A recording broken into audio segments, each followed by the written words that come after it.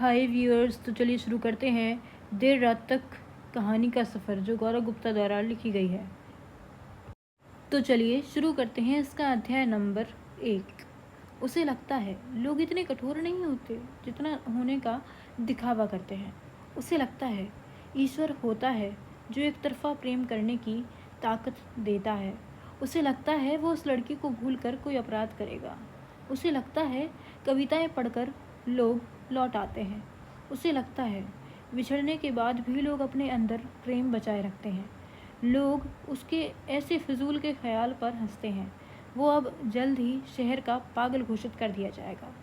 मेरा एक मित्र है, वो अक्सर फ़ोन पर कहता है कि मैं ठीक हूँ, और ताज्जुब की बात है कि वह डॉक्टर के पास हर सप्ताह जाता है। उसे रात भर नींद नहीं आती है।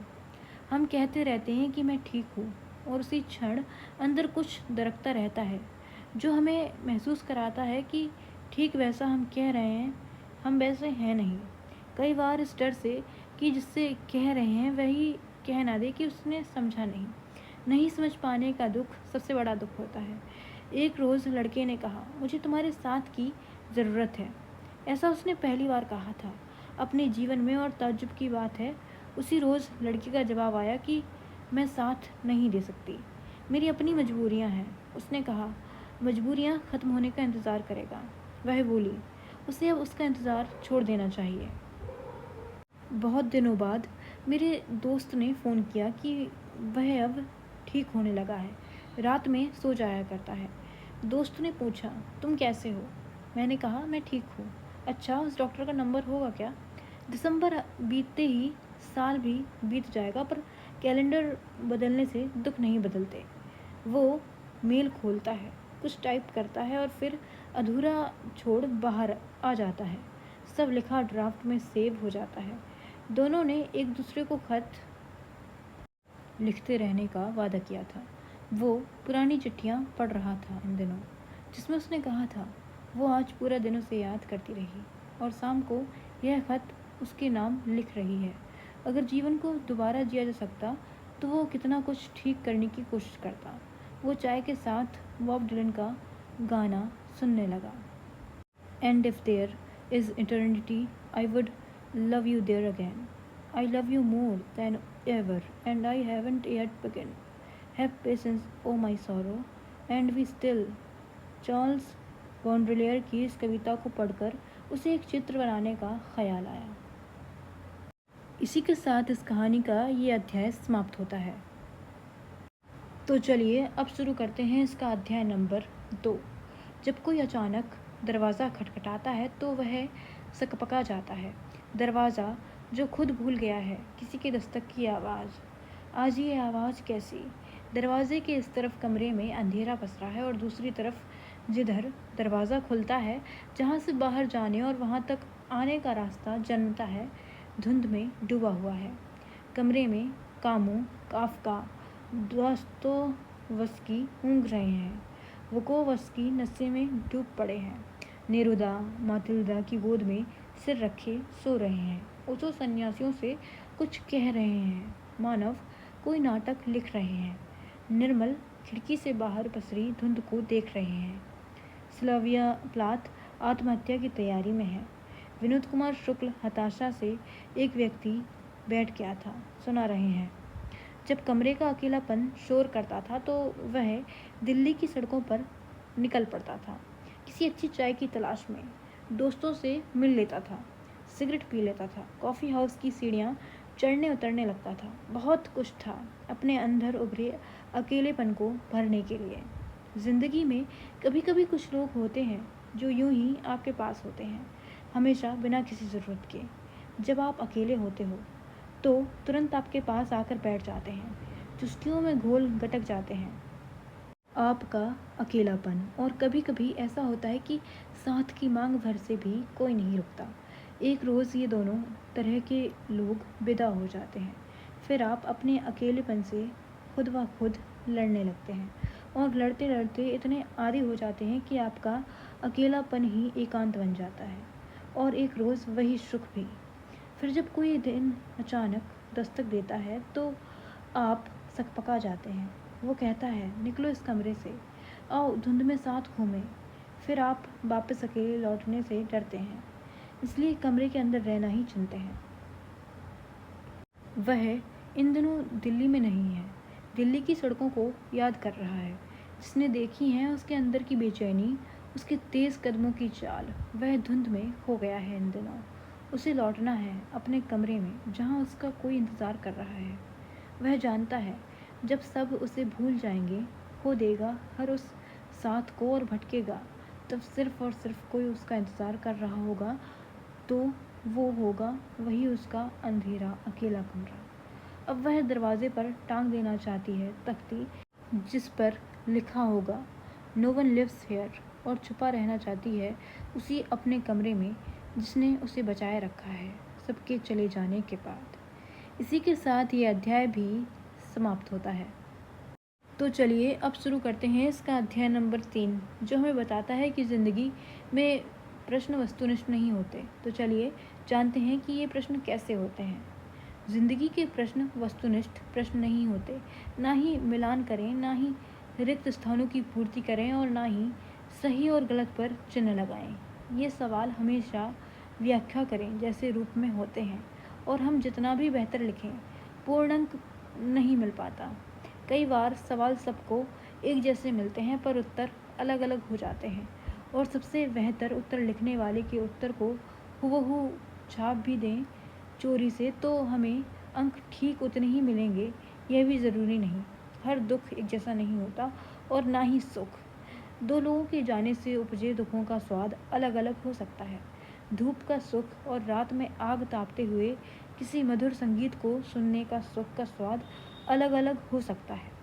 हम समझने भर के लिए थैला रखते हैं, जिसमें एक में सुख की चीज़ों को भरते हैं और दूसरे में दुख की चीज़ों को।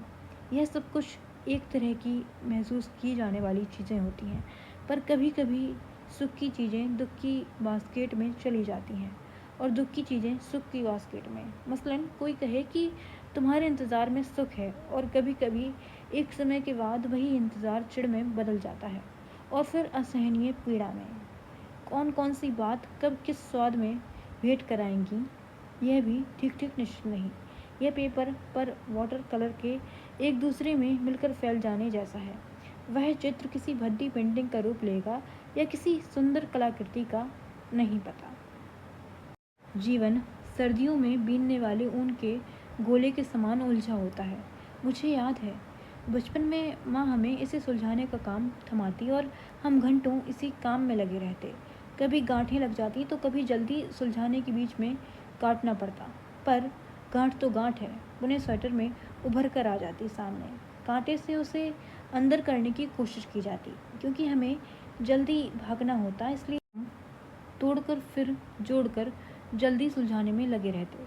माँ को देखता वो बड़ी स्थिरता से सुलझाती थी। जीवन उलझा हुआ है, और जहाँ उलझन है सुलझाने का रहस्य भी वहीं है। थोड़ी भी बेचैनी में की गई खींचतान और उलझा देगी और गांठें पैदा कर देगी।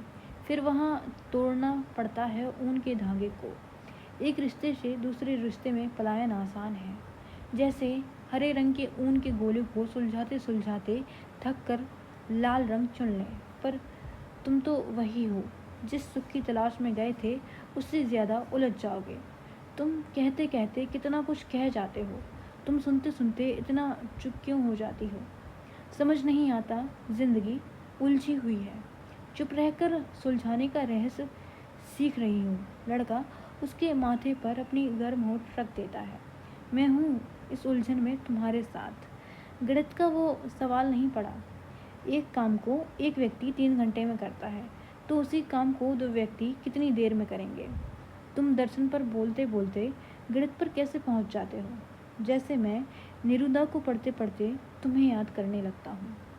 इसी के साथ ये अध्याय भी समाप्त होता है। तो चलिए अब शुरू करते हैं इसका चौथा अध्याय और जानते हैं कि ज़िंदगी का अगला फ़लसफ़ा क्या है। जाने वाले हो सके तो लौट के आना, वंदनी मूवी का यह गाना मुकेश की आवाज़ में बज रहा था। उसने रेडियो की आवाज़ को तेज़ कर दिया और खुद भी गुनगुनाने लगा। जाने वाले लौट के आना नहीं, उसने गलत गाया। जाने वाले हो सके तो लौट के आना। शैलेंद्र ने यह गीत लिखते वक्त हो सके क्यों लिखा होगा? वो इन सवालों का जवाब ढूंढने लगा। ओशो कहते हैं, प्रेम वहीं खिल सकता है जहाँ अहंकार अनुपस्थित हो। प्रेम और अहंकार का रिश्ता ठीक वैसा ही है जैसे अंधकार और उजाले का। ठीक उजाला वही है जहाँ अंधकार अनुपस्थित है। प्रेम में मैं पिघल जाता है, दूसरा महत्वपूर्ण होता है। प्रेम सिर्फ देना जानता है, अहंकार में लेने की प्रवृत्ति है, और यही प्रेम चूक गया और पता ही नहीं चलता कब चूक गया। ठीक से याद भी नहीं कर सकते कि कभी था। सब रूखा सूखा रह जाता है भीतर। नदी आने के पहले ही विदा हो जाती है और मरुस्थल हो जाता है। लेकिन कुछ ऐसे भी लोग रहे हैं जो ज़िंदगी भर प्रेम करते ही गए, और इनके प्रेम का कोई हिसाब लगाना मुश्किल है। जीवन में मिले उस प्रेम के लिए उनका मन इतना अनुग्रहित होता है कि उन्हें छोड़ जाने वाले के लिए उदासी भर जन्मी है, उसके लिए कोई रोष नहीं जन्मता। इसलिए तो सुल्तान काज़मी लिखते हैं, गिला भी तुझसे बहुत है मगर मोहब्बत भी वो बात अपनी जगह है, ये बात अपनी जगह। जाने वाले हो सके तो लौट के आना। इस गाने में दूसरा अब भी महत्वपूर्ण है, इसलिए उसके लौट आने का आग्रह भर है। यहाँ अहंकार नहीं, कोई ज़ोर नहीं, बस मांग है, और उस मांग की पूर्ति करने का निर्णय भी वो सामने वाले पर छोड़ देता है। और फिर वशीरभद्र का वह शेर याद आता है, कुछ तो मजबूरियां रही होंगी, यूं कोई बेवफा नहीं होता। कैसे कह दें उसे बुरा जिसके साथ हमने प्रेम के क्षण बिताए हैं। हम उसे बेवफा कहने से भी हिचकते हैं। अगर कटघरे में मन कभी खड़ा भी करता है तो हम ही उसके वकील भी बन जाते हैं। हम ही उसके बचाव में तर्क भी देते हैं और अंततः बरी भी कर देते हैं। रश्मि भारद्वाज की एक कविता की पंक्ति याद आती है। पति की प्रेमिका के नाम कविता में वो लिखती हैं, सोचती हूँ कि तुम्हें एक घर तोड़ने का इल्ज़ाम दूँ। प्रेम में कठोर शब्द को लिखने से यह मन हिचकिचाता है, रुकता है, पूछता है। इसलिए तो कवियत्री लिखती हैं, सोचती हूँ और फिर लिखना। शायद मेरे प्रेम को ठीक से ग्रहण नहीं कर पाया था मैं। किसी से की जा रही शिकायत में भी खुद को भी गुनहगार मानना और दूसरे को वरी कर देना। यहाँ प्रेम की महक को अब भी महसूस किया जा सकता है। प्रेम हो गया तो हो गया, अब उसके लिए घृणा कैसे जन्म सकती है? अब भी उसके ना होने पर भी उसका उतना ही ख्याल है। तो कोई गाता है, कोई शर्त नहीं प्यार में, मगर प्यार शर्तों पे तुमने किया। नज़र में सितारे जो चमके ज़रा, बुझाने लगी आरती का दिया।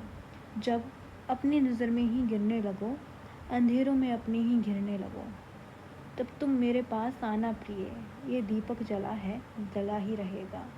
कोई जब तुम्हारा हृदय तोड़ दे, तड़पता हुआ जब कोई छोड़ दे, तब तुम मेरे पास आना प्रिय, मेरा दर खुला है खुला ही रहेगा। यह दर प्रेम में ही खुला रह सकता है। अहंकार तो कब का बंद कर लेता है दरवाजे खिड़कियाँ। एक रोज़ उसने पूछा था, क्या मेरे जाने के बाद मुझे भूल जाओगे? इसी के साथ ये अध्याय भी समाप्त होता है।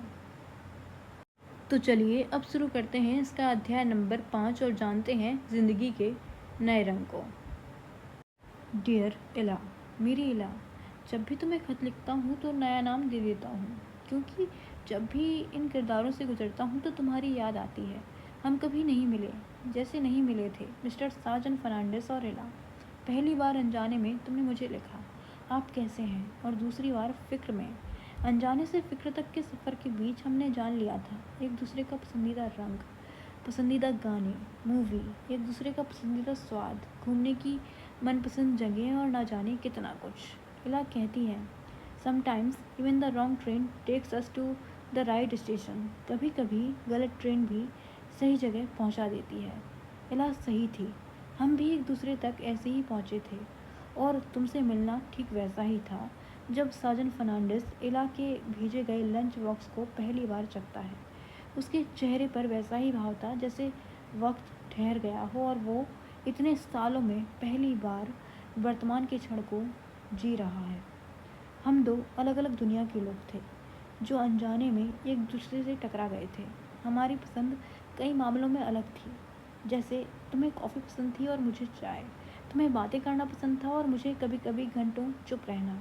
मैं शाम के ढलते सूरज को देखना पसंद करता था और तुम्हें पसंद था भोर का उगता सूरज। तुम्हें राजनीति से चिढ़ थी और मैं ठहरा राजनीति शास्त्र का विद्यार्थी। तुम्हें शाहरुख पसंद था, मुझे नवाजुद्दीन। हालांकि हम दोनों मानव इरफान और सौमित्र चटर्जी पर एक हो जाया करते थे। ऐसे ही हम दोनों के दरमियान एक पुल था जिसके मध्य पर हम मिला करते थे और इसी पुल के नीचे पैर लटकाए साथ साथ उगते तारों के सपने बुनते, ख्वाबों में शहरों को लांघा करते थे। और इस तरह हमने एक दूसरे को प्यार किया। हम एक दूसरे को चिट्ठियाँ लिखा करते थे। तुम बताती, आज तुम्हारे शहर का आसमान कैसा है, आज गमले में कौन से फूल लगाए, चिड़ियों ने घोंसला बनाया है, मेहमानों के लिए चाय बनाते वक्त तुम्हारा ख्याल आया, आज शॉपिंग करते हुए नीले शर्ट पर नज़र पड़ी, मेरा पसंदीदा रंग, आज किस मूवी ने तुम्हें रुलाया। और चिट्ठी के अंत में मूवी देखकर उस पर लिखने का आग्रह करती। मेरे हल्के बीमार पड़ने की खबर सुन पूरा खत कभी कभी सलाह और मेरी लापरवाही पर तुम्हारी मीठी डांट से भरा होता। तुम्हारी बेचैनी को तुम्हारे शब्दों में महसूस था, जैसे मुझसे शब्द नहीं तुम लिपट रही हो। अपने खतों में उन शहरों का जिक्र करती जिन्हें तुम भविष्य में घूमना चाहती हो। इस तरह मैं तुम्हारे सभी सपनों को धीरे धीरे जानने लगा। मैं इन खतों के जवाब में अपनी पढ़ी किताबों का जिक्र करता, कभी निर्मल की कहानियों के संवाद का टुकड़ा चुनता तो कभी नेरुदा की कविताओं की पंक्ति चिट्ठियों में लिखकर तुम्हें भेजता। मैं तुमसे उन सपनों को भी समझा करने लगा जिसका जिक्र कई बार मैंने खुद से भी नहीं किया। और इन्हीं सपनों में कब एक सपना प्राग जाना बन गया पता ही नहीं चला। मैंने कहा था मैं तुम्हारे साथ काफका की कब्र पर जाना चाहता हूँ। तुम्हें सोने से पहले इन चिट्ठियों को पढ़ना पसंद था। नेरुदा ने अपनी कविता में लिखा था, these the last words that I right for her. और इसके बाद भी नेरुदा लिखते रहे कविताएं। आखिरी कुछ भी नहीं होता, ना कविताएं और ना खत, ना प्रेम में किसी से मिलने की चाहत। इसलिए तो आलोक धनवा कहते हैं, एक बार और मिलने के बाद भी एक बार और मिलने की इच्छा पृथ्वी पर कभी खत्म नहीं होगी। इन दिनों मेरे शहर के आसमान का रंग गहरा नीला होता जा रहा है, वॉन गॉग की द स्टेरी नाइट पेंटिंग की तरह। तुमने देखा है, वॉन गॉग अपनी पेंटिंग्स में नीला रंग का खूब प्रयोग करता था। कहा जाता है कलाकार, पेंटर, लेखक अपने दुख, अवसाद, अकेलेपन को कहने के लिए रंगों या शब्दों का इस्तेमाल करते हैं। वॉन गॉग का नीला रंग उसका अपना अकेलापन, दुख, अवसाद का रंग था। ये भी कहा जाता है वॉन गॉग ने 7 तरह के नीले रंगों का प्रयोग किया है। जैसे वन गॉग इंसान के ठीक उसी 7 इमोशंस को रंग दे रहा हो, क्रोध, भय, विरुचि, खुशी, उदासी, आश्चर्य और तिरस्कार। ग्रीक सभ्यता के लोग नीले रंग को अशुभ मानते थे। वे कहते थे जब ईश्वर दुखी होता है तो आसमान का रंग गहरा नीला हो जाता है और उस वक्त बारिश का होना ईश्वर के आंसू का पृथ्वी पर गिरना है। जेफरी चौसर एक कवि हुए जिन्होंने लिखा, with tears blue and with a bounded heart. नीला रंग दुखों का रंग है, हृदय के घाव का प्रतीक। तुमने देखा है जब कोई मरता है तो वह नीला पड़ जाता है। नीला रंग जब ज़्यादा गहरा हो जाता है तो काले रंग में बदल जाता है और यह अशुभ है। मेरी ज़िंदगी में तुम्हारा होना उस गहरीले नीले रंग में अपनी उजली हंसी को फेंट देना था जो काले रंग में बदल जाने से बचा लिया करती थी। वॉन गॉग के आसपास उजला रंग कितना कम रहा होगा ना, जैसे मैं इन दिनों तुम्हारी अनुपस्थिति में महसूस कर रहा हूँ। साजन फर्नांडिस सही कहते हैं, I think we forgot things if there is nobody to tell them to. हम चीज़ों को भूलने लगते हैं जब हमारे पास उन्हें कहने के लिए कोई नहीं होता। मैं भूल ना जाऊँ इसलिए आखिरी खत लिख रहा हूँ। नहीं पता इसे भेजूँगा या नहीं, या सालों बाद लौट कर दोबारा पढ़ूँगा। इला की तरह। इला भूटान जाना चाहती थी। तुम इन दिनों कहाँ हो, लिखना मुझे। तुम्हारा डॉट डॉट डॉट। इसी के साथ ये अध्याय समाप्त होता है। एक चुप्पी की जगह। पाब्लो नेरुडा का एक थॉट है, tonight I can write the serious line, I loved her and sometimes she loved me too. इसी के साथ यह अध्याय समाप्त होता है। Thank you for watching.